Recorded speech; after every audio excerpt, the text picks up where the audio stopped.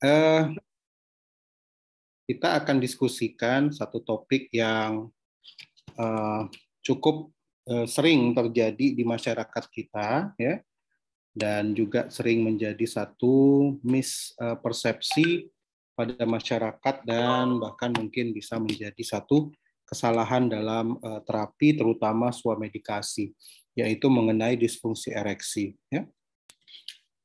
Nah, kita lihat di sini bahwa ya menurut per definisi ini masih DSM 4 ya, tapi di DSM 5 ini juga tidak berbeda. Jadi di menurut definisi erectile dysfunction itu adalah kesulitan ya atau ketidakmampuan untuk mempertahankan ereksi yang adekuat ya untuk menyelesaikan ya mempertahankan sampai penyelesaian dari aktivitas seksual ya. Nah, jadi ini dan juga harus berlangsung dalam jangka waktu tertentu baru dia nanti disebut sebagai disfungsi ereksi. Nah, kalau hanya terjadi 1 atau 2 kali ya ini mungkin bisa jadi hanya faktor psikologis biasa ya dan itu tidak digolongkan pada erectile dysfunction. Jadi oleh psikiatri ya American Psychiatric Association itu harus juga selain kondisinya tadi itu tidak adekuat ereksinya untuk menyelesaikan suatu hubungan seksual, kemudian itu juga harus terjadi selama jangka waktu tertentu. Kalau saya tidak salah itu dalam 6 bulan ya. Nah, itu dialami, maka ini baru tegak diagnosis disfungsi ereksi. Nah, kemudian ya ini suatu hal yang merupakan suatu masalah besar ya dalam rumah tangga, disfungsi ereksi. Nanti ada lagi masalah yang lain yaitu ejakulasi prematur ya atau prematur ejaculation. Ini nanti jangan disamakan dengan disfungsi ereksi. Itu ada lagi cerita yang berbeda dan pendekatan atau pendekatan farmakologis dan non farmakologis yang berbeda. Nah, jadi kalau dia disfungsi ereksi, ini dia tidak bisa mempertahankan ereksinya untuk jangka waktu yang untuk menyelesaikan menyelesaikan hubungan seksualnya, berarti dia belum sampai terjadi ejakulasi. Kalau pada laki-laki itu dia sudah tidak bisa, sudah flaccid lagi ya, sudah tidak bisa mempertahankan ereksi. Nah, jadi ini menurut Tolstoy ya dan juga Leonardo da Vinci ini menggambarkan bahwa betapa disfungsi ereksi ini mempengaruhi kehidupan manusia terutama pada pria ya bahwa dianggap sebagai tragedi ya tragedi di kamar tidur gitu ya tidak bisa melakukan ereksi yang adekuat ya. Bisa manusia itu bisa survive ya melawan segala bencana alam namun tragedi tempat tidur ini atau tragedi kamar tidur ini sangat-sangat menyiksa gitu ya. Nah, jadi dia pun disebutkan Leonardo da Vinci juga menyebutkan bahwa penis ini dia punya pikirannya sendiri gitu ya. Karena memang dia dipersarafi oleh saraf-saraf yang otonom ya. Nah, jadi nanti dalam proses atau dalam pendekatan farmakologisnya ini juga kita memanipulasi atau metapak kerja obatnya adalah pada sistem saraf otonom ya.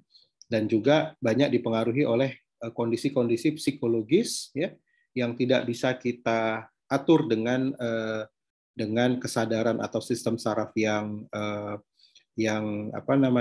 sistem saraf yang kita bisa ini ya bisa kita perintahkan. Jadi dia tidak bisa kita perintahkan seperti maunya kita. Jadi dia memang punya otonomi sendiri gitu ya untuk proses ereksi ini. Nah, kita lihat di sini dari sisi umur ya. Nah, dari sisi umur itu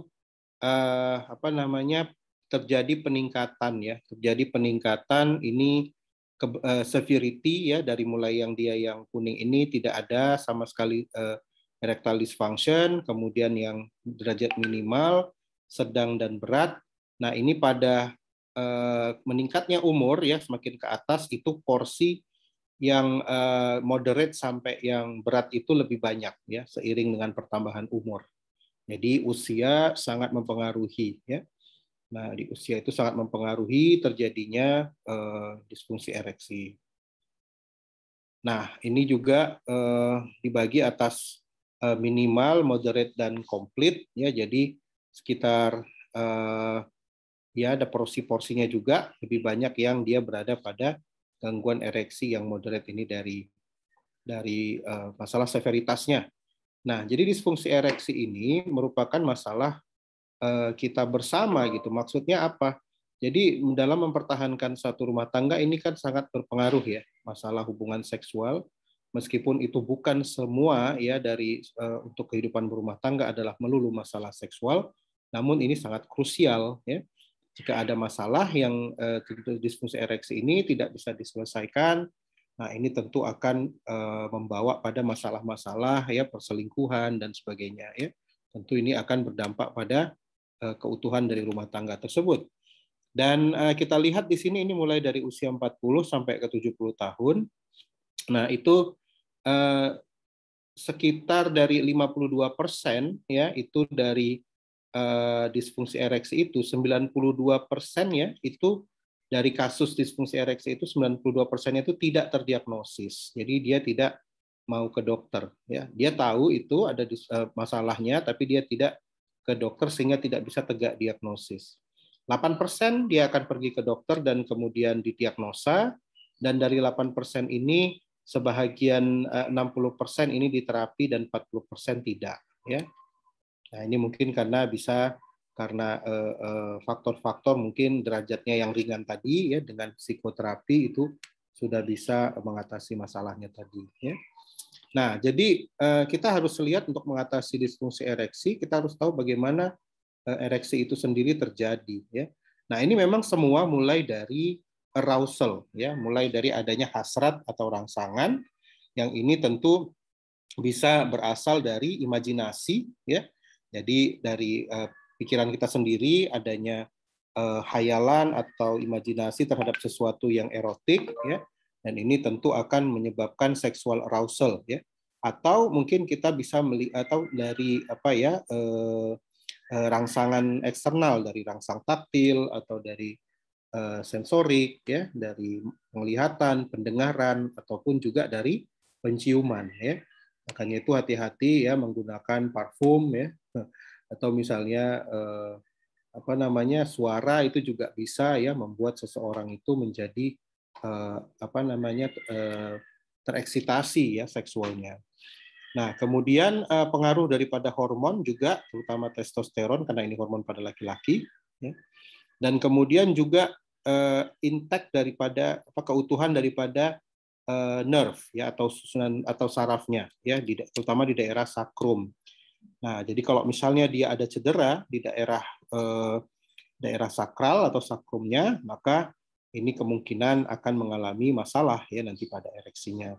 Ya, harus dilihat dulu ini masalahnya di mana. Kemudian juga yang paling banyak adalah dari vaskular.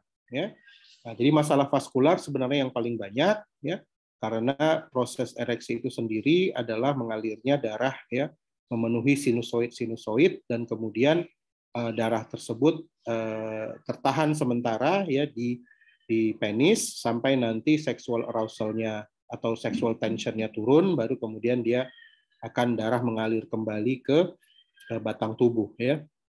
Nah, jadi kalau ada masalah pada pembuluh darah tentu akan menjadi masalah juga ya. Sehingga apa yang sering terjadi masalah pembuluh darah tadi, misalnya pasien-pasien dengan penyakit jantung ya, pasien dengan diabetes ya, pasien dengan mungkin ada masalah di apa namanya aterosklerosis ya, pada aterosklerosis ini juga akan berdampak pada terjadinya disfungsi ereksi. Nah, karena eratnya hubungan antara kondisi pembuluh darah dengan disfungsi ereksi, maka ini bisa menjadi tanda juga. Jadi kalau misalnya seseorang dia mengalami disfungsi ereksi, maka kita harus sudah tahu, oh, coba lihat jangan-jangan ada masalah dengan pembuluh darah. Nah, biasanya ini juga merupakan suatu pertanda ketidakberesan dari sistem kardiovaskuler pasien tersebut ya. Nah, sehingga kita kalau udah ada masalah disfungsi ereksi, kita harus cek semua ya. Apakah ada aterosklerosis, kemudian apakah ada penyumbatan ya. pada jantung dan pembuluh darah lainnya gitu. Nah, ini perlu menjadi perhatian kita ya. Jadi bukan hanya dia hubungan sebab akibat, tapi juga bisa kebalikannya menjadi tanda. Kalau ada disfungsi ereksi, berarti ada tanda yang tidak beres dengan pembuluh darahnya. Ya. Nah, ini tadi stimulusnya ini kalau ada stimulus baik psikologikal ataupun fisikal, ya, maka nanti akan ya diteruskan nanti ke apa namanya sakral 2, 3, dan 4 yang nanti berupa saraf-saraf otonom parasimpatis. Ya. Dan ini nanti akan menyebabkan dilatasi dari arteri yang ada di penis, kemudian otot-otot polos ya yang ada di corporal bodies ya yang ada di penis itu nanti juga akan relaksasi sehingga akan menampung ya semakin banyak darah dan juga akan menyebabkan ukuran dari penis tadi juga akan membesar ya. Kemudian outflow dari pembuluh darah tadi itu di vena itu akan menurun sehingga darah akan tertahan di penis ya. Nah, ya masyarakat sering merasa malu ya. Masyarakat sering merasa malu dan takut ya atau sungkan ya, malu dan sungkan untuk berkonsultasi dengan dokter dan kemudian mencari swamedikasi dan biasanya bertanya dengan teman atau mungkin juga mencari pengobatan alternatif. Nah, jadi dari ereksinya tadi kita lihat dari fisiologinya bahwa ada satu interaksi antara sistem saraf pusat, otonom, dan juga taktil, psikologis, dan stimulus taktil dan psikologis. Ya. Ini penting ya untuk terjadinya satu ereksi. Oke, nah jadi ini tadi ya karena dia merupakan koordinasi dari berbagai organ, maka penyebab dari disfungsi ereksi itu adalah kalau ada masalah psikologis, ya, stres, ya, beban pekerjaan yang berat. Nah ini pada sebagian orang akan menyebabkan disfungsi ereksi. Kemudian endokrin ya tadi masalah endokrin, masalah testosteron atau diabetes ya. Nah, ini juga bermasalah vaskuler dan juga neurologik ini misalnya cedera-cedera pada sistem saraf ya. Nah, ini tadi secara anatominya ya nanti akan terjadi dilatasi pada arteri sehingga nanti darah akan bertumpuk pada daerah korpus ya daripada penis ini, kemudian nanti vena-venanya di sini nanti akan sedikit kontraksi ya supaya tidak aliran darah balik itu menjadi berkurang ya. Nah, ini beda antara masalah yang psikogenik dengan organik ya. Nah, ini bisa nanti dilihat sendiri ya. Kalau dia masalah psikogenik ya itu biasanya ini ya. Kalau dia melakukan masturbasi itu dia ereksinya bisa normal ya. Nah, namun kalau dia memang karena penyebabnya organik ya, mau dia melakukan secara masturbasi atau hubungan seksual dengan pasangannya itu juga ereksinya tidak terjadi. Ini salah satu hal yang bisa kita jadikan ini pembeda ya antara penyebab psikogenik dan organik ya. Nah, ini psikogenik mungkin ada masalah-masalah psikologis dengan pasangannya ya sehingga mengganggu terjadinya ereksi yang adekuat. Nah, kemudian dia pada saat tidur itu juga bisa terjadi ereksi. Nah, kalau organik pada saat tidur itu juga dia tidak terjadi ereksi yang atau berkurang ya terjadinya ereksi tadi. Nah, ya ini kita skip saja. Nah, ini tadi mekanisme ereksi ya secara fisiologisnya. Nah, kemudian ini tempat kerja dari obat yang akan kita berikan salah satunya adalah dari adanya satu mekanisme relaksasi otot polos akibat dari adanya pelepasan nitrik oksid. Nah, ini dimulai dari adanya tadi perangsangan ya, adanya rangsangan seksual, maka nitrik oksid akan terlepas. Nah, kemudian nanti akan terjadi perubahan dari GTP menjadi siklik GMP dan ini nanti yang akan mempertahankan dilatasi dari arteri tadi sehingga terjadi ereksi dan kemudian oleh enzim fosfodiesterase tipe 5 ini akan memecah siklik GMP, ya, sehingga nanti kemudian terjadi yang kita sebut detumescence atau kembali ke dalam kondisi flaksitnya lagi. Ya. Nah, ini tadi beberapa penyebab dari erectile dysfunction. Nah, obat-obat juga bisa, ya, 25% dari penggunaan obat-obatan itu akan menyebabkan disfungsi ereksi. Jadi kita harus tanya, ya, apakah pasien kita tadi itu menggunakan obat-obat ini, ya. Pasien hipertensi, sudahlah dia punya masalah dengan pembuluh darahnya, kemudian obat antihipertensi, ya, seperti beta blocker, ya. Nah, ini juga bisa menyebabkan terjadinya disfungsi ereksi, ya. Pada pasien dengan epilepsi, allopurinol, pada pasien dengan asam urat, ya. Nah, kemudian preparat fibrat, antidepresan, depresinya sendiri itu juga sudah menyebabkan masalah, ya, ditambahkan lagi dengan obat untuk depresinya, antidepresan juga menyebabkan masalah disfungsi ereksi, maka makin beratlah kondisi pasien tadi, gitu ya, untuk disfungsi ereksinya. Nah, ini dia, ya, obat-obat antihipertensi, ya, ini bisa menyebabkan, ya, metildopa ini malah bisa menyebabkan kehilangan dari libido, ya. Nah, jadi hasrat seksualnya pun juga menjadi hilang, ya. Kemudian ini juga obat-obat jantung, ya, spironolakton, digoxin, ranitidin, metoclopramid, ya. Kemudian ini alkohol, ya. Nah, kita lihat di sini alkohol ini tidak mempengaruhi libido, ya. Jadi orang-orang yang misalnya mabuk, ya, orang-orang yang mabuk itu dia malah menjadi ini, ya, sexually aroused, ya. Jadi dia malah terangsang dan sering terjadi kasus pemerkosaan pada orang yang minum alkohol, tapi dia performanya dalam ereksi dan ejakulasinya itu menurun, ya, menurun. Namun dia masih punya libido. Sama juga seperti orang yang menggunakan ganja, ya.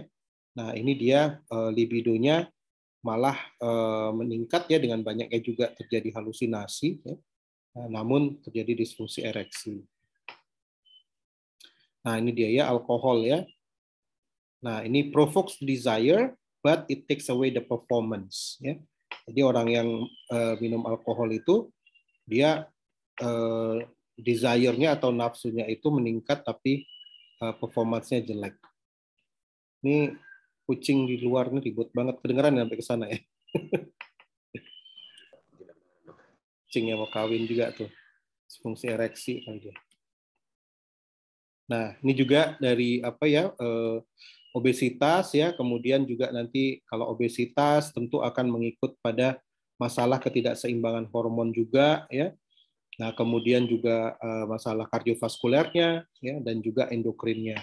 Nah, ini disebut sebagai deadly quartet, dan ini sangat-sangat tinggi resikonya terjadinya disfungsi ereksi, ya. Nah, secara umum untuk mengatasi erectile dysfunction itu, ya, perbaiki pembuluh darah, ya, stop alkohol, ya, caranya dengan stop merokok, kemudian mengurangi alkohol, mengurangi berat badan dan latihan fisik. Nah, ini tadi, ya. Nah, ini tadi ada penelitian dari Mendiang Dr. Daten, ya, tahun 2002, dia sudah mendapati bahwa dari 50 penderita disfungsi ereksi itu 60% akan ke dukun tradisional dan 32% membeli obat sendiri dari iklan. Nah, ini data sekitar 20 tahun yang lalu, ya, 19 tahun yang lalu. Nah, sekarang kita nggak tahu nih gimana, apakah masih tetap profilnya sama atau tidak. Nah, siapa yang mau untuk mengulang penelitian ini tentu akan memberikan data yang cukup bagus, ya. Nah, jadi orang-orang yang menggunakan obat secara sendiri tadi, swamedikasi, kalau tidak berhasil dia baru pergi ke dokter, ya. Nah, untuk terapinya tentu psikoterapi lebih diutamakan dulu, ya. Jadi tidak langsung ke obat. Kemudian kita lihat apakah dia terjadi hipogonadism, ya, atau ada masalah hormonal yang lain. Maka kemudian baru kita treat masalah underlying disease-nya tadi. Kemudian kalau ada penyakit-penyakit penyertanya, ya, itu harus kita atasi juga. Ya. Nah, baru kemudian kalau gagal, yang pertama dan kedua tadi, baru kita gunakan nanti ada obat-obat yang yang lebih invasif ya.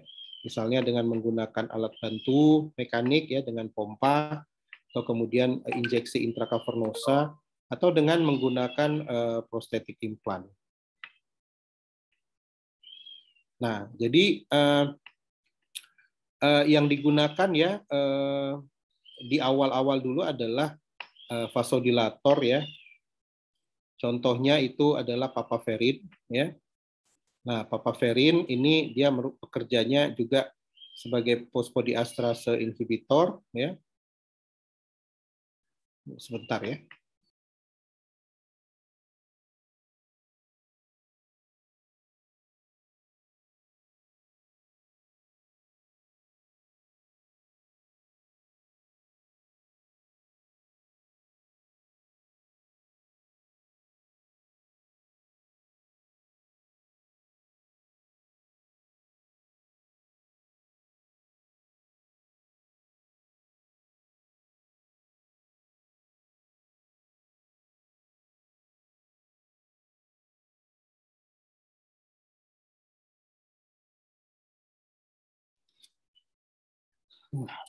Oke, nah jadi dulu digunakan papaverin, kemudian juga ada alprostadil ya dalam bentuk injeksi atau dalam bentuk intrauretral ya. Jadi alprostadil ini adalah golongan analog dari prostaglandin E2 ya, di mana nanti dia akan menyebabkan vasodilatasi. Nah, kemudian ini harus hati-hati kalau alprostadil ini, hati-hati kalau misalnya berhubungan suami istri ya dengan istri yang sedang hamil. Nah, jadi kalau dia menggunakan alprostadil intrauretra tadi, nah itu ada mengandung prostaglandin, kemudian waktu dia ejakulasi maka dari uretra itu akan masuk ya ke apa namanya ke tubuh si istrinya tadi, maka itu tentu akan prostaglandinnya akan merangsang kontraksi dari rahim ya. Dan ini tentu akan bisa menyebabkan terjadinya keguguran ya.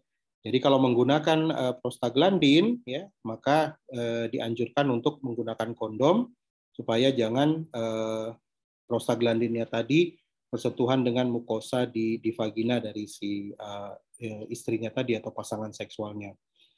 Nah, kemudian efek samping bisa terjadi priapismus, itu ereksinya tidak berhenti ya, jadi tidak terjadi detumescen dalam jangka panjang, dan ini tentu akan sangat mengganggu dan juga bisa berbahaya ya. Nah, kemudian alpha adrenoceptor blocker ini juga digunakan untuk ini ya, untuk mengatasi disfungsi ereksi. Namun yang paling sering kita gunakan adalah fosfodiesterase inhibitor, yaitu mulai dari sildenafil yang kita kenal dengan nama Viagra, baru kemudian ada vardenafil dan juga ada tadalafil. Nah, jadi tadi prinsipnya di mana? Kalau fosfodiesterase inhibitor, karena dia menghambat enzim fosfodiesterase, khususnya yang PDE5. Ya. PDE5 ini banyak terdapat di corpus cavernosum. Ya. Nah, jadi ini juga karena dia juga PDE5 ini ada pada yang lain, ya, termasuk juga nanti di jantung, ini PDE1. Ya. Nah, jadi bisa menyebabkan terjadinya hipotensi ya, kalau menggunakan PDE5 inhibitor. Nah, maka hati-hati ya kalau menggunakan Viagra PDE5 inhibitor ini bersamaan dengan preparat nitrat.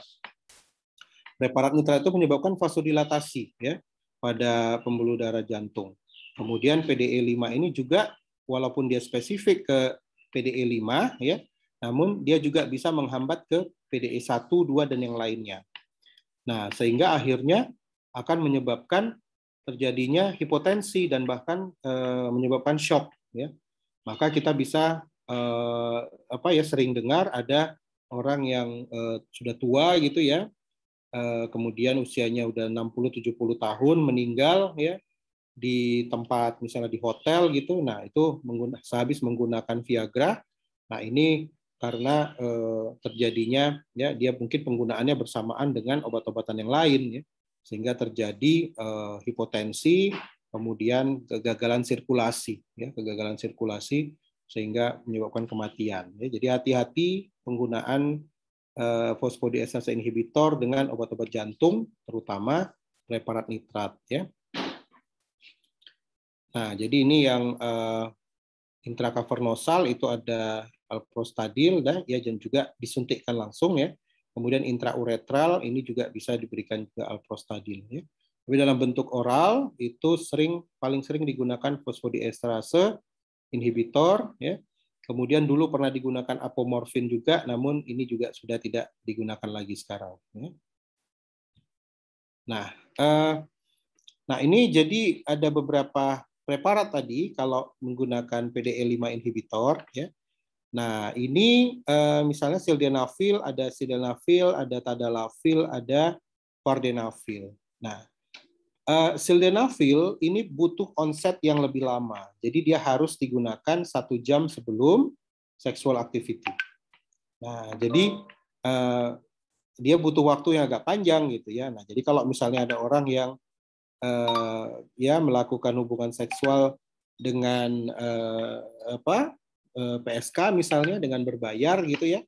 Nah, dia harus ini dulu, harus set waktu dulu sebelum booking ya kan. Jadi jangan nanti nunggu 1 jam masih belum juga on gitu ya. Nah, jadi ini kenapa sildenafil ini udah tergantikan oleh tadalafil karena salah satunya adalah onsetnya yang lama, butuh waktu 1 jam, sementara yang lain ini butuh waktu lebih singkat, ya 30 menit, ya, dan vardenafil juga 30 menit. Tadalafil ini waktu paruhnya panjang, ya, waktu paruhnya panjang dan tidak didampak oleh makanan, ya, sehingga cukup pemberiannya sekali sehari, ya. Nah, jadi dia 36 jam masa kerjanya dengan pemberian sekali sehari itu sudah cukup. Jadi pada saat nanti terjadi detumescence, sudah selesai sexual activity, maka nanti akan terjadi detumescence, ya. Kemudian pada saat nanti arousal lagi selama masih ada efek obat tadi, maka dia bisa mendapatkan ereksinya kembali. Ya. Nah, sementara sildenafil itu harus digunakan ya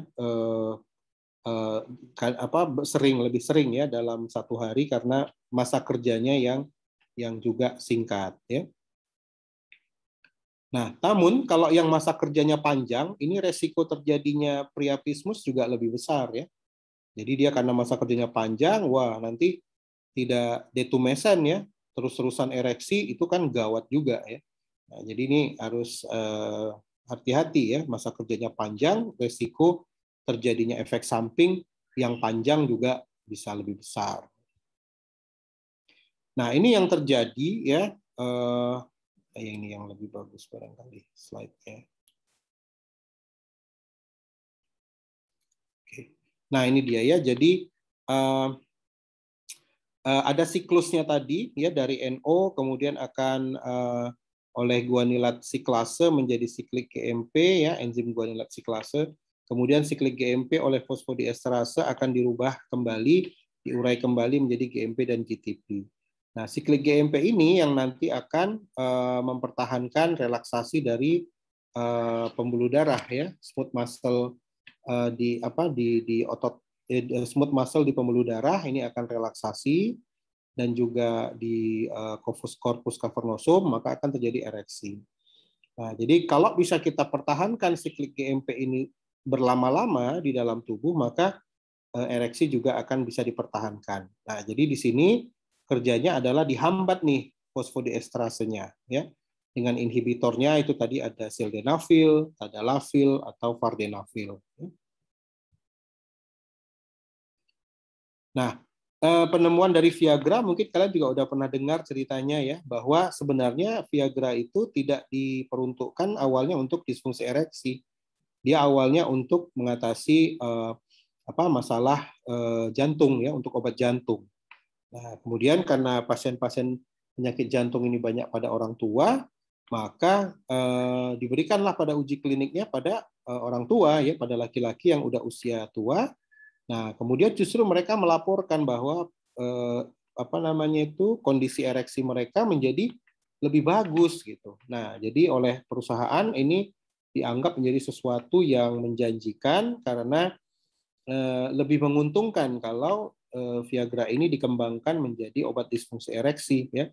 Karena tadi ini sangat diperlukan oleh banyak orang ya. Nah, sementara kalau dia untuk obat jantung, efektivitasnya juga masih kalah dengan obat-obat yang lain dan juga pemakaiannya tentu kompetitornya banyak. Waktu itu kompetitor untuk disfungsi ereksi masih belum ada. Nah, jadi sehingga boominglah Viagra tadi ya. Nah, ini diproduksi oleh Pfizer sehingga Pfizer meraup keuntungan yang luar biasa dari mengeluarkan Viagra tadi dan juga disebut sebagai blue pill ya, karena pilnya warna biru ya, jadi dikenal juga dengan blue pill ya. Nah, ini tentang Viagra. Kemudian tadi ya karena dari tadi ya struktur molekulnya tentu bisa dilakukan perbaikan-perbaikan untuk meningkatkan farmakokinetiknya ya. Nah, sehingga lahirlah kemudian derivat-derivat dari sildenafil tadi, yaitu tadalafil dan vardenafil ya. Nah, efek samping daripada PDE5 inhibitor karena dia menyebabkan vasodilatasi, tentu hal-hal yang berkaitan dengan vasodilatasi akan muncul. Ya, kalau terjadi vasodilatasi di wajah, maka wajahnya merah ya. Wajahnya merah sehingga kelihatan tuh ya orang mungkin kita juga pernah dengar cerita-cerita gitu ya, kalau habis diberikan mengkonsumsi Viagra itu mukanya merah ya, orang-orang tuh mukanya merah atau merona ya, pipinya merona. Kemudian sakit kepala ya. Sakit kepala ini tentu karena vasodilatasi di pembuluh-pembuluh darah pada kulit kepala dan intrakranial, maka ini akan jadi pusing ya, berdenyut, sakit kepala berdenyut ya. Kemudian hidungnya tersumbat. Hidung tersumbat itu akibat dari vasodilatasi pembuluh darah di mukosa hidung ya.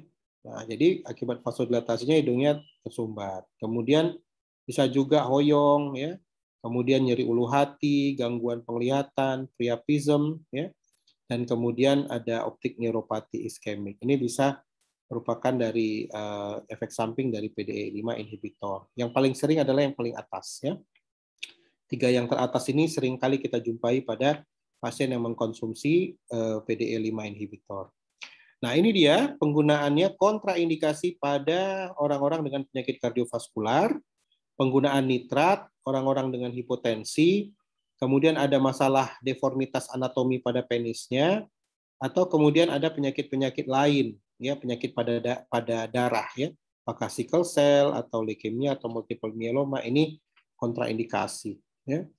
Nah, jadi hati-hati tadi, ya ini bisa menyebabkan kematian, ya kalau menggunakan PDE5 inhibitor bersamaan dengan preparat nitrat.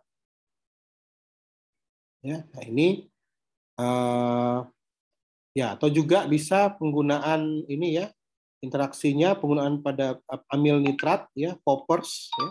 Poppers ini juga untuk rekreasional, untuk meningkatkan sensasi seksualnya. Orang-orang ada yang menggunakan poppers ya, mengandung amil nitrat. Ini hati-hati juga kalau dikombinasi dengan preparat dengan PDE5 inhibitor ya. Nah, kemudian juga kombinasinya kalau misalnya digunakan dengan obat-obat antivirus ya, ritonavir, simetidin, ketoconazole, erythromycin, ini malah akan memperpanjang masa kerja ya, karena menghambat metabolisme dari obat tadi ya. Kemudian juga dengan alpha blocker. Nah, ini dengan alpha blocker juga terjadi vasodilatasi ya. Maka nanti bisa terjadi hipotensi ya, dan bisa menyebabkan shock ya. Nah, ini dia popper ya. Kita lihat kalau dilihat di Wikipedia, yang ingin tahu apa itu poppers silahkan bisa di Google. Ini digunakan untuk rekreasional ya.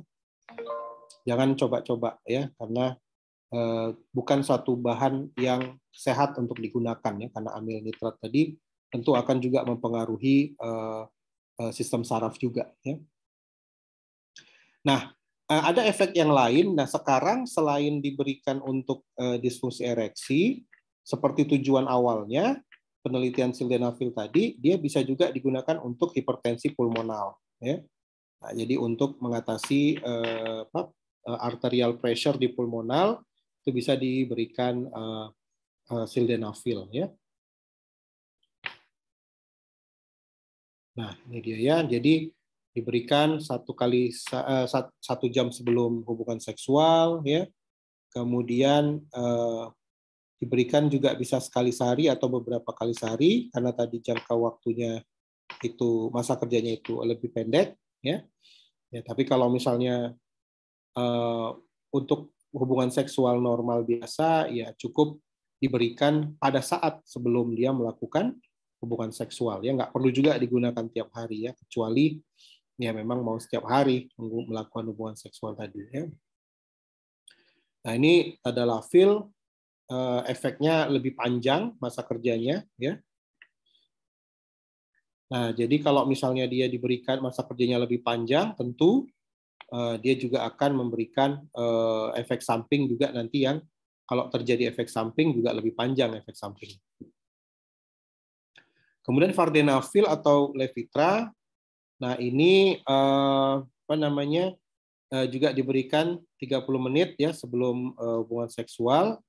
Nah, di sini hati-hati dia apa namanya terjadi pemanjangan QT interval. Jadi awas kalau pasien dengan hiperkalemi ya atau pasien dengan menggunakan obat-obat anti aritmia itu hati-hati penggunaan vardenafil atau Levitra. Ya. Nah, jadi karena dia sebenarnya sildenafil, vardenafil, dan tadalafil ini bekerja pada tempat yang sama, maka profil farmakodinamiknya itu sama. Jadi mekanisme kerja dan efek sampingnya sama. Ya. Sama-sama semua membutuhkan adanya seksual stimulasi dulu. Jadi kalau memang dia tidak ada libido, maka mau diberikan PDE5 inhibitor tidak akan berhasil. Jadi harus ada dulu arousal ya yang itu libido. Jadi bedakan antara obat ini dengan yang namanya afrodisiak ya. Ada obat nanti namanya afrodisiak. Afrodisiak itu dia memang meningkatkan libido ya. Obat untuk meningkatkan libido.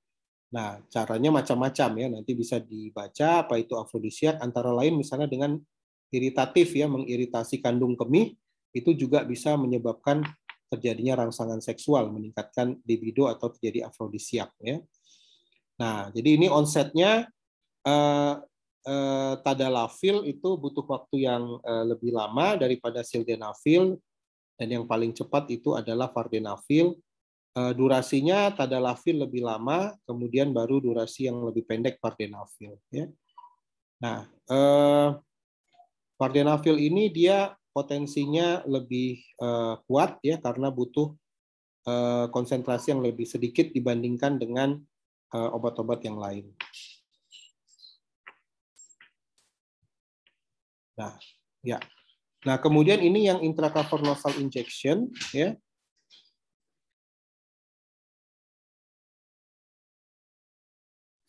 Nah, yang intracavernosal ini dia diberikan diinjeksikan ya. Jadi alprostadil tadi, prostaglandin tadi apa namanya diinjeksikan langsung ke intracavernosum ya. Tentu ini tindakan yang cukup invasif ya.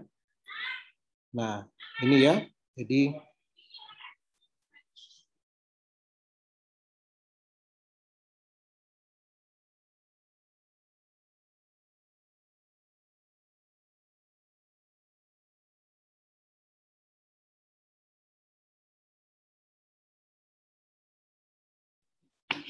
oke, nah ini dia caranya ya. Jadi bisa pasien tuh harus diajarkan untuk menginjeksikan sendiri ya.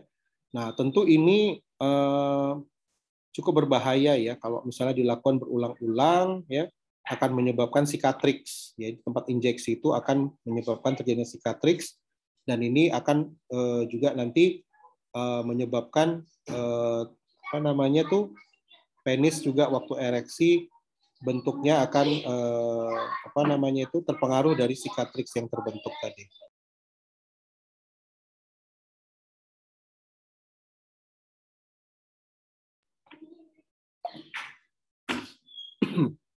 Nah, kemudian alprostadil ada yang selain diinjeksikan, ada juga yang transuretra ya. Diberikan dimasukkan langsung ke dalam uretra ya. Nah, ini juga tentu tidak nyaman ya. dan juga diperlukan adanya keterampilan dari si pasien tadi ya.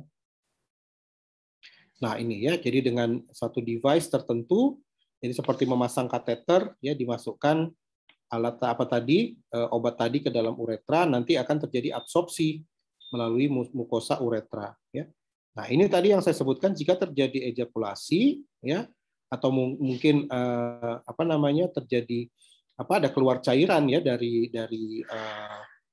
pangkal uretra, tentu nanti bahan obat tadi ini akan ke arah luar ya. Jadi jika terjadi pada saat koitus, maka obat ini tadi akan menyentuh mukosa di daerah bagian dalam vagina dan akan menyebabkan terjadinya kontraksi pada rahim ya. Pada saat hamil itu tentu akan bisa menginduksi terjadinya keguguran ya. Nah, ini vacuum device ini juga bisa dilakukan untuk mengatasi disfungsi ereksi. Jadi prinsipnya ini secara mekanik ya. Jadi diberikan adanya tekanan negatif dari dalam pompa, kemudian pada saat penis sudah mulai membesar, maka kemudian dipasangkan ring di daerah pangkal untuk memblok aliran darah vena. Nah, ini tentu juga ada resikonya ya, akan terjadinya sianosis, udem ya, dan juga tentu suhu ya, permukaan dari penis itu dingin ya, sehingga mungkin untuk pasangan atau partner seksnya mungkin terasa tidak nyaman ya. Nah, ini maksimum 30 menit, kalau lebih dari 30 menit tentu bisa terjadi bahaya dari iskemiknya tadi ya. Nah, bila pada kondisi yang paling parah ya, itu sampai harus dilakukan pembedahan ya, atau dengan protese. Nah, ini tentu harus sudah konsul ke urologi ya. Nah, jadi dipasangkan protese yang nanti bisa dikembangkan ya, dipompa. Jadi pompanya itu nanti akan disisipkan di daerah skrotum ya. Jadi sebelum dia melakukan hubungan seksual, maka dia pompa dulu protesenya supaya bisa mengembang ya. Nah, dia jadi ada berupa bentuk batang yang semi rigid, 2 pieces, jadi dia di corpus cavernosum sebelah kanan dan kiri nanti diinsertkan ya. Nah, kemudian ada reservoirnya nanti disimpan di daerah abdomen, dan kemudian nanti atau juga bisa di daerah skrotum nanti pompanya ya. Resikonya tentu karena dia ada suatu benda asing yang disisipkan di dalam jaringan, maka bisa terjadi infeksi, kerusakan dari penis itu sendiri ya, dan kemudian bisa dia nanti keluar ya, ekstrusi, atau juga nanti kalau terjadi kebocoran atau kerusakan tentu dia harus dikeluarkan lagi ya. Apalagi kalau misalnya cuma salah satu yang kembang, ini kan 2 ya. Nah, ini ada 2, ini reservoirnya, nanti dimasukkan udara di sini ya, atau satu cairan lah ya. Kemudian bayangkan kalau satunya rusak, yang satunya kembang, kan itu bentuknya gimana itu ya? Sangat-sangat tidak estetis sekali gitu ya kalau sebagian yang mungkin rusak. Jadi harganya juga, pemasangannya mahal, resikonya juga tinggi. Nah, ini yang paling sering, yang cukup menarik menurut saya untuk kita bisa observasi adalah penggunaan herbal untuk disfungsi ereksi ya. Nah, yang sudah dilakukan penelitian klinis itu antara lain adalah yohimbin ya. Nah, ini dari batang kayu, kayunya ada banyak di daerah Afrika Tengah, dan secara tradisional memang digunakan untuk mengatasi impotensi ya. Nah, ini kita tidak bisa bedakan ini apakah dia sebagai afrodisiak atau juga sebagai mengatasi disfungsi ereksi.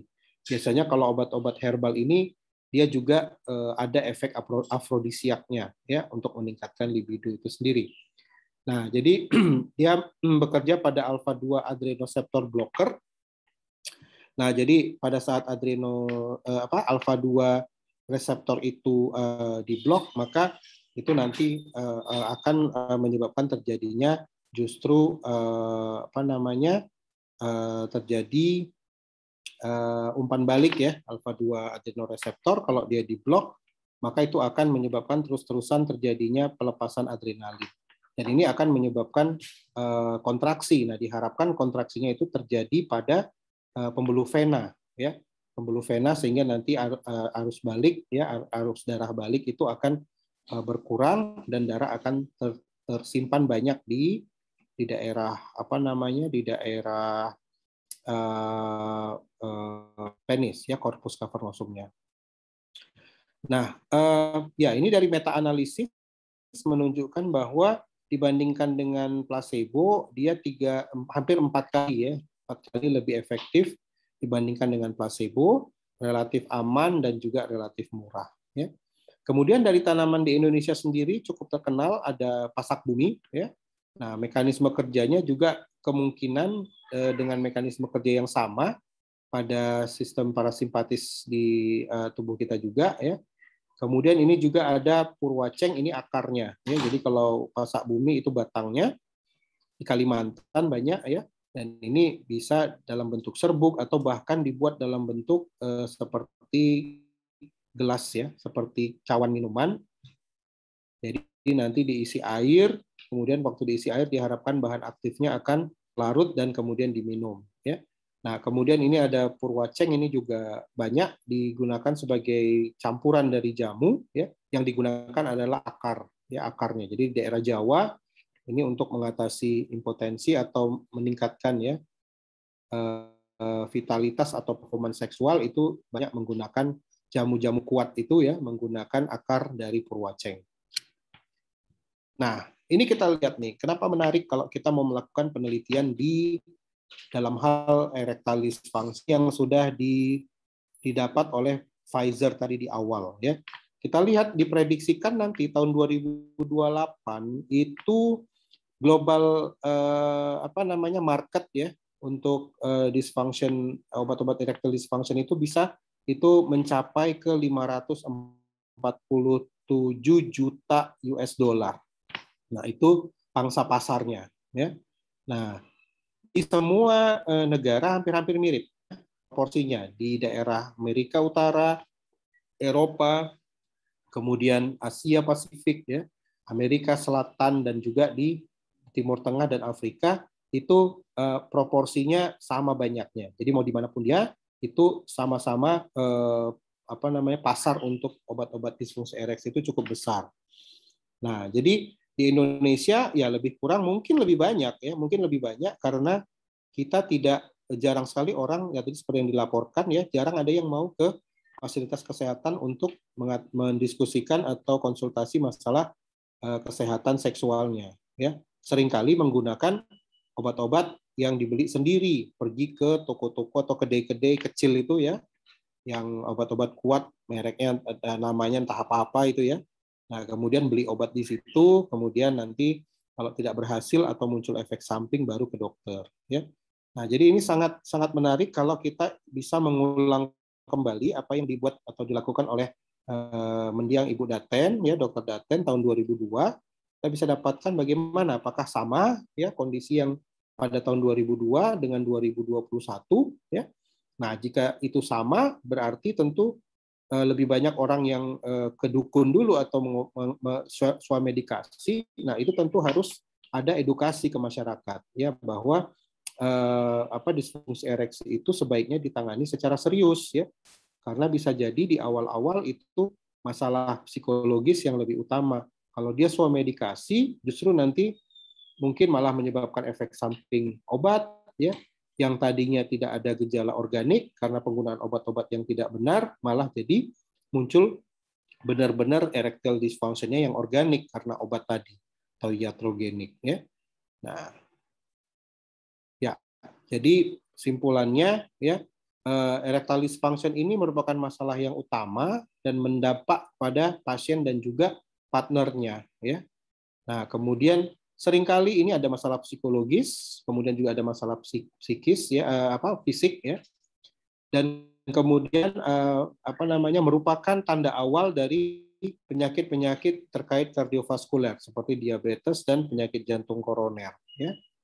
Nah, kemudian terapinya itu sebenarnya kalau diberikan secara tepat itu cukup aman dan efektif, dan pasien itu sangat sungkan ya, enggan untuk mendiskusikan permasalahan ini karena merasa masih rasanya tabu atau merasa malu ya, apalagi dokternya masih muda atau dokter perempuan ya, tentu pasiennya sungkan untuk mendiskusikan ini ya.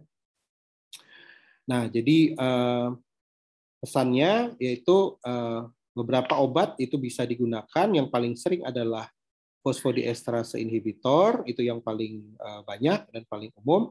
Kemudian juga pasien banyak juga menggunakan menggunakan obat-obat herbal ya, atau obat-obat yang dibeli sendiri, bahkan banyak Viagra yang palsu ya di pasar gelap ya. Jadi mereka bisa beli dari Tokopedia atau dari vendor-vendor yang tidak resmi. Nah, ini tentu berbahaya bagi pasien ya. Jadi edukasi buat pasien itu sangat penting supaya jangan terjadi malah yang awalnya masalah psikologis saja akhirnya jadi muncul masalah iatrogenik, masalah organiknya ya, disebabkan obat tadi. Oke, mungkin sampai sini dulu tentang obat-obat erectile dysfunction. Ada yang mau bertanya? Izin bertanya, dokter. Ya, silakan. Nama saya Grace, dok. Saya ingin bertanya untuk yang tadi, dok, di slide dokter, kalau saya tidak salah lihat ada SSRI yang bisa bikin erectile dysfunction, dok. Tapi kalau sepemahaman saya, dok, SSRI itu biasanya digunakan untuk premature ejaculation gitu, dok. Terus biasa pasien dengan premature ejaculation itu biasanya juga ada erectile dysfunction gitu, dok. Jadi gimana ya, dok?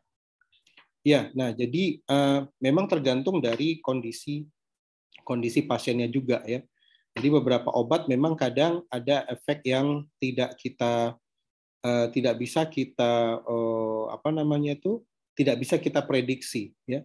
Ada sebahagian melaporkan ada SSRI bisa mempengaruhi ya untuk disfungsi ereksi, namun juga benar ya untuk prematur ejakulasi kalau memang itu permasalahannya dari juga ya masalah psikologis ya atau masalah dari psikiatrisnya, maka ini menjadi terapi untuk dia ya. Nah, jadi akhirnya nanti memang kita harus melihat yang mana yang dominan. Jika dia mengalami jadi disfungsi ereksi dengan prematur ejakulasi itu kadang sering datang bersamaan gitu ya. Nah, jadi kita memang harus benar-benar melakukan assessment yang tepat pasien ini di mana sebenarnya permasalahannya. Dan kita harus awas juga ya kalau obat tadi itu malah nanti bisa untuk mengatasi satu kondisi, namun juga malah bisa memperburuk kondisi yang satunya lagi gitu. Ya. Dan juga satunya lagi dosis yang berperan juga. Ya. Dosis juga berperan untuk mengatur tadi karena keseimbangan juga dari serotonin itu juga sebenarnya penting ya untuk mencapai ya semua tuh harus ada homeostasisnya. Kalau dia mencapai pada kondisi yang tepat ya tentu ini akan berdampak bagus. Ya. Gitu. Oke. Ada lagi? Izin bertanya, dokter. Terima kasih banyak, dok. Ya. Oh ya, perkenalkan saya Nisa, dok. Saya izin bertanya, dok, untuk farmakologis disfungsi ereksi itu kita berfokus pada mekanisme yang mana ya, dok, yang dihambat? Apakah kita mengurangi tekanan intrakavernosanya atau lebih meningkatkan vasodilatasinya, dok? Iya. Nah, jadi untuk yang fosfodiesterase inhibitor itu dia malah meningkatkan aliran masuknya, ya. Jadi dia meningkatkan aliran darah, jadi terjadi vasodilatasi, ya, relaksasi dari smooth muscle sehingga memfasilitasi itu masuk, ya. Nah, jadi kalau sudah masuk banyak darah di sana, ya, itu nanti akan terjadi itu kan venanya itu kan di antara otot, ya. Jadi kalau terjadi masuk darah di situ, maka dia akan terjepit gitu, ya. Setelah banyak masuk darah itu nanti dan itu banyak masuk, maka venanya itu akan tertekan atau sedikit terjepit sehingga aliran darah yang balik dari corpus cavernosum itu juga menjadi lebih sedikit. Hasil akhirnya lebih banyak yang tertinggal di dalam corpus cavernosum. Nah, itu yang mempertahankan ereksi tadi lebih lama gitu. Jadi prinsipnya lebih ke arah vasodilatasi pembuluh darahnya gitu, Dok. Iya. Termasuk kalau kita menggunakan dengan sistem mekanik dengan pompa itu juga. Jadi dibuat dulu dengan vakum ya, kondisi vakum sehingga nanti akan memfasilitasi darah masuk ke dalam corpus cavernosum dengan adanya tekanan negatif tadi, baru kemudian dipasang cincin tadi untuk menekan tadi ya. Karena kalau misalnya kita berikan dengan sistem vakum, begitu kita hentikan vakumnya, itu kan dia kembali lagi. Beda dengan kalau kita berikan obat, karena vasodilatasi itu akan terus terjadi dan tetap terpromot aliran darah ke daerah corpus cavernosum, gitu ya. Nah, jadi ya kalau kita lihat dari semua mekanisme kerja obat, dia bekerja pada meningkatkan vasodilatasinya, masuk juga prostaglandin. Oke, Dok, terima kasih banyak, Dok. Ya. Ada lagi, Grace, tadi ada yang mau ditanya lagi, Grace? Iya, Dok, izin bertanya lagi, Dok. Untuk disfungsi ereksi tadi, dokter menyebutkan bahwa ada tanda-tanda bahwa ada terjadi masalah kardiovaskular. Jadi kalau misalnya pada pasien yang hipertensi gitu, Dok, dia mengeluhkan disfungsi ereksi, tapi dia mengonsumsi obat-obatan hipertensi itu biasanya lebih cenderung vasodilatasi gitu ya. Apakah kalau obat-obat vasodilatasi seperti beta blocker gitu-gitu, Dok, bisa membantu gitu, Dok?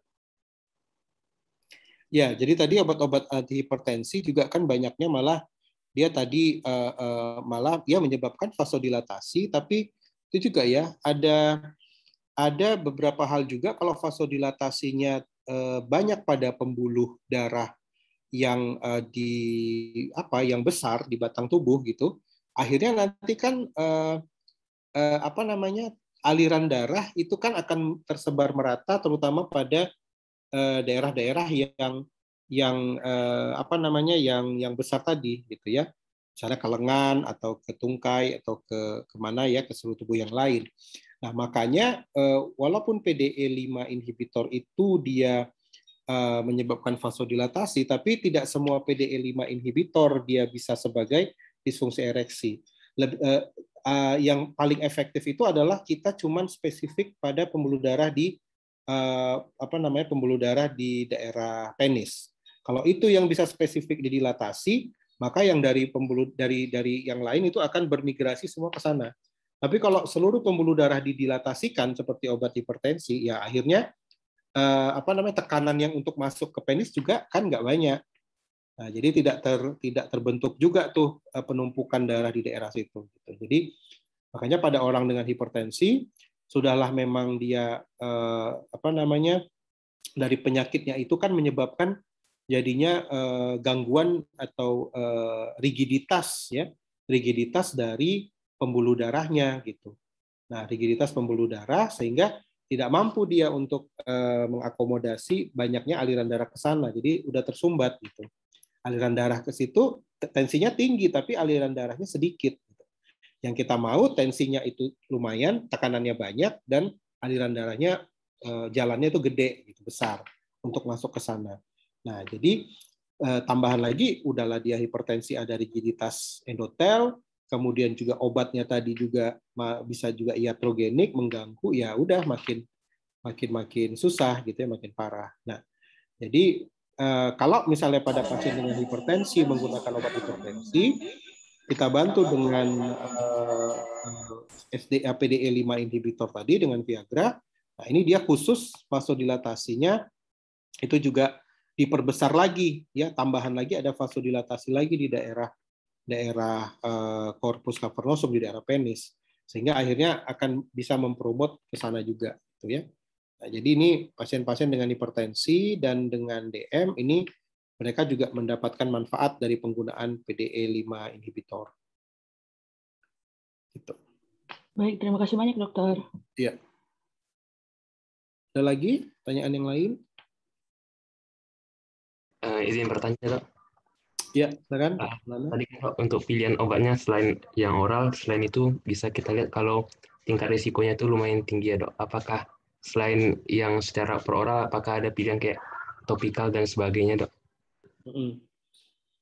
Ya, nah yang pilihan untuk yang topikal itu antara lain ya prostaglandin tadi yang diberikan secara intrauretral. Nah, jadi kalau kita cuma berikan pada permukaan kulit dari penis itu nggak akan efektif, ya nggak akan masuk karena di situ kan juga kulitnya juga kan di daerah situ kan seperti kulit di tangan ya, daerah penis yang bagian luar itu kan tebal ya, jadi susah untuk diabsorpsi. Namun kalau dia masuk ke dalam uretra, mukosa uretra itu sangat-sangat tipis dan banyak vaskularisasi juga, sehingga akan mudah masuk dari situ. Nah, jadi untuk topikalnya itu dengan diberikan tadi intrauretral. Nah, ada juga memang kalau kita lihat beberapa obat itu yang ya misalnya dengan menggunakan tisu ya, kan ada tuh ya tisu, kemudian ada yang menggunakan gel. Nah, itu dia lebih cenderung berisi anestetik lokal, ya. Nah, jadi itu berisi anestetik lokal, dia mengurangi stimulus nanti yang ada. Jadi di daerah pembuluh-pembuluh saraf-saraf ya, ujung-ujung saraf yang ada di permukaan glans penis atau di daerah frenulum, itu kan banyak ujung-ujung saraf di situ, nerve ending. Nah, itu diberikan anestesi lokal. Anestesi lokalnya bisa dalam bentuk gel atau dalam bentuk tisu tadi. Nah, ini yang menyebabkan nanti dia sebenarnya jadinya teranestesi ya untuk kasus-kasus ejakulasi prematur, ya prematur ejakulasi. Itu yang diberikan yang lebih banyak topikal. Dan itu pun dari cara penggunaannya sebelum berhubungan seksual, setelah pemakaian aplikasi topikal tadi, itu dia harus dibilas dulu ya. Dibilas dulu karena apa? Nanti anestesi lokalnya juga menganestesi bagian dalam dari vagina. Ya. Nah, kemudian juga bisa juga menganestesi dari daerah yang erotic zone dari partner seksualnya, dan ini tentu ya akhirnya mengurangi juga pleasure ya, mengurangi sensasi seksual tadi, dan akhirnya ya tidak tercapai tujuan dari hubungan seks itu yang untuk rekreasional gitu ya, karena teranestesi semua ya, nggak ada rasa apa-apa gitu. Nah, jadi tentu harus dipertimbangkan juga gitu ya. Nah, itu dia untuk penggunaan topikalnya gitu ya. Baik, terima kasih, Dok. Ya. Oke. Baik, jika demikian terima kasih atas perhatiannya. Saya cukupkan dulu kuliah kita pada siang hari ini. Selamat siang. Assalamualaikum warahmatullahi wabarakatuh. Terima kasih banyak, dokter. Terima kasih, dokter. Selalu, dokter. Assalamualaikum warahmatullahi wabarakatuh.